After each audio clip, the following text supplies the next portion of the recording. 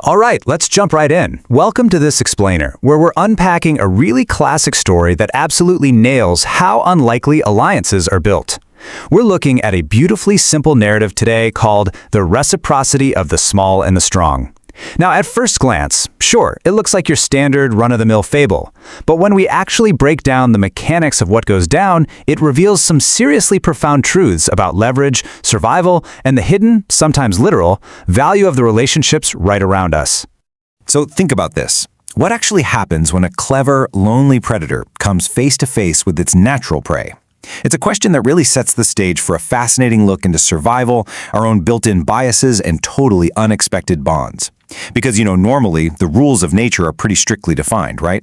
The big eat the small. The strong completely dominate the weak. But what happens when those rigid expectations are challenged by pure circumstance? Well, we're going to see exactly how those traditional roles get flipped completely upside down. Section 1. The Unlikely Neighbors.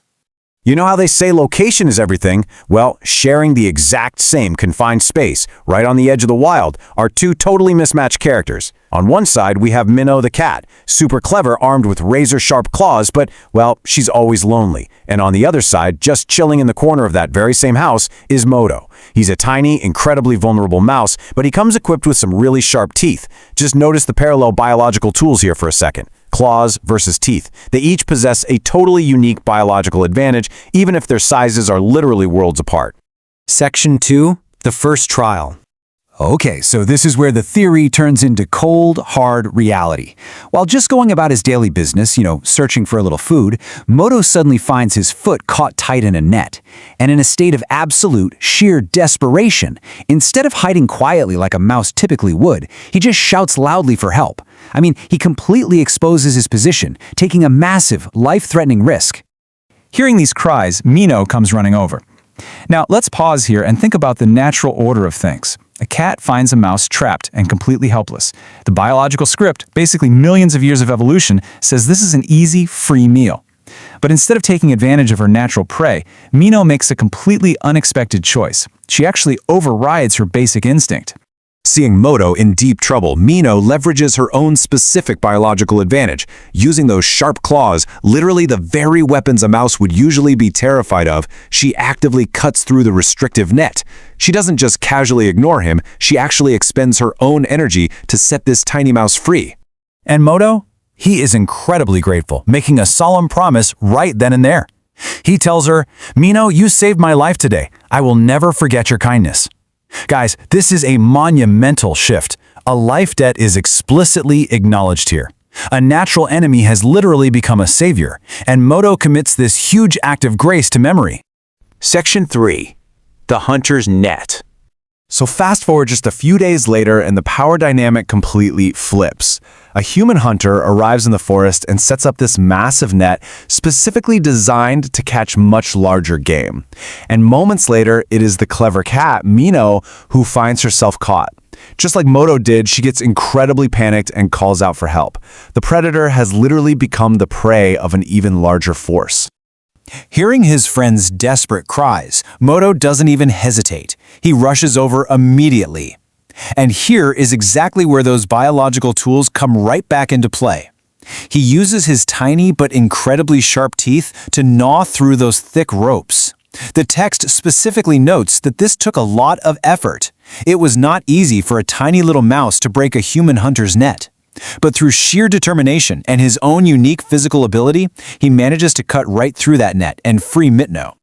Once she's finally freed, a very relieved, very happy Mino acknowledges the rescue. She looks at him and says, "Moto, today you have repaid my kindness."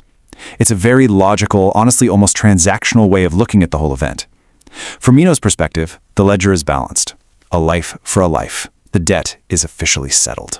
Section 4. True friends defy expectations.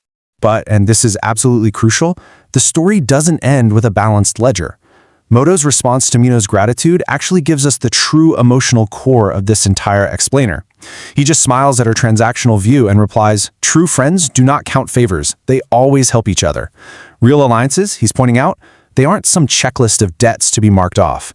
They are continuous and they're unconditional.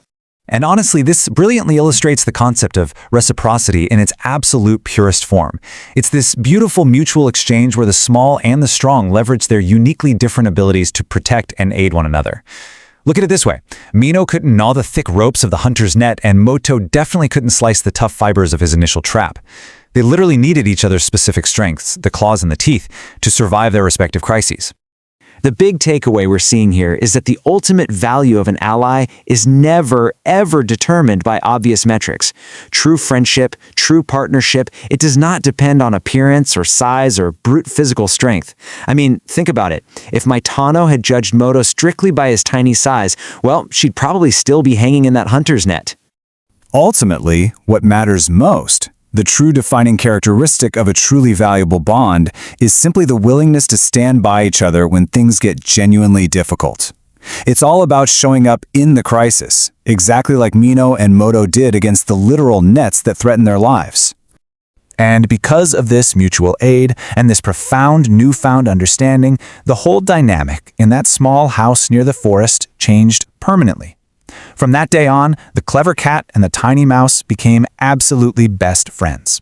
They played together, they collaborated to search for food together, and they always looked after one another. Actually, their incredible, expectation-defying bond became famous throughout the entire forest. So, as we wrap up this explainer today, I really want to leave you with a final, slightly provocative thought to consider in your own life, your own work, and your own alliances. Look at the people around you. Who is the mouse in your life that you might have underestimated? Who might possess the exact unique set of sharp teeth needed to get you out of a major bind someday, if only you offer them a little kindness first? Keep your eyes open, value those completely different strengths, and hey, never count the favors.